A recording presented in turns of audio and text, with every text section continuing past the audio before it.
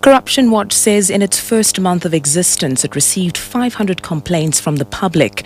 Executive Director David Lewis says the municipalities, traffic officers and the health sector featured prominently. He says the positive response from the public in the first month reflects a clear willingness on the part of members of the public to reveal their experiences of corruption and speak out against it. COSATU started the non-profit organization in January. The organization is to release a report next month on corruption in the Johannesburg Metropolitan Police Department. The public can report cases by visiting www.corruptionwatch.org.za, sending an email to info@corruptionwatch.org.za or sending an SMS to 45142. Police have arrested a second suspect in connection with the murder of Johnny Jacobs at Rega Park on the East Rand. 47-year-old Jacobs was shot and killed and his girlfriend seriously injured when they came under attack while he was parked in front of her house. 39-year-old Gavin Adams was shot and killed and his wife wounded in a similar shooting in Edenvale on Wednesday. Police spokesperson Katlaho Mokhale says they are still investigating if the murders are related to each other or gang-related. The suspect is a 51-year-old man and he will be appearing in the Boksburg Magistrates Court on Monday together with the other suspect that was arrested shortly after the incident. At this stage, we are still investigating as to what the motive for Johnny Jacobs' killing was.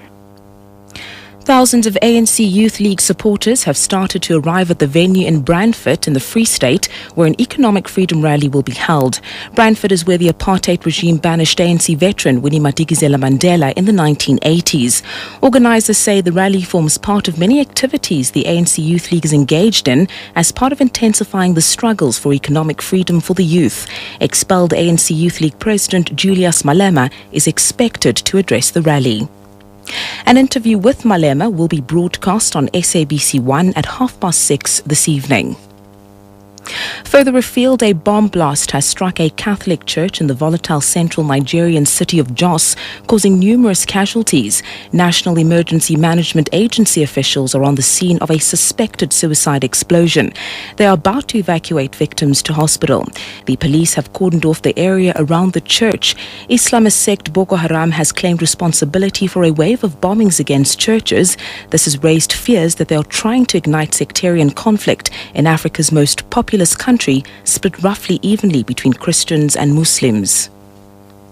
In news abroad, at least 9 people have been killed and 30 others wounded after a bomb exploded at a funeral near the northwest Pakistani city of Peshawar. A police officer says the bomb was targeted at a politician who is critical of Islamist militants in the region. A local politician has escaped unhurt. Hundreds have been killed in bombings and attacks in and around the city in recent years. No one has claimed responsibility for the bombings. However, the Taliban has frequently attacked opponents in this way in the past. And finally, on the sports front, Proteas captain Graham Smith has earned the Man of the Match award for his 24th test in the drawn first test against New Zealand. Smith says it's disappointing that the match has been officially declared a draw, which has ended South Africa's hopes of taking the top test ranking spot from England. The second test in the 3-match series will begin in Hamilton on Thursday. Graham explains. Weather was always going to be a factor. I mean, they brought us to Dunedin because of the weather, and the weather ended up winning the day. So, that's the reality of playing over here. Certainly the students made it interesting out in the field, and the facilities and everything that went on were perfect. So, obviously there was some really competitive cricket for the first few days, and that always helps. And I guess it sets up well for Hamilton now.